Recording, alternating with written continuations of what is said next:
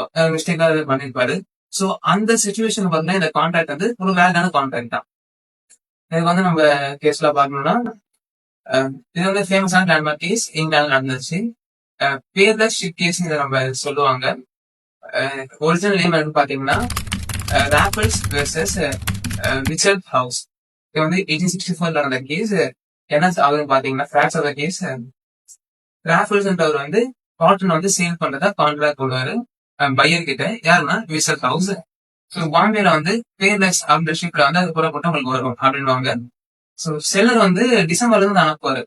But pier வந்து அது வந்து அக்டோபர் வர ஷிப்ல வந்து நினைச்சுப்பாங்க. ஏன்னா வந்து மொத்தம் அங்க 2 ஷிப் இருக்கும். ஸோ அப்ப அந்த நேம்ல வந்து கன்ஃபியூஷன் ஏற்படுது.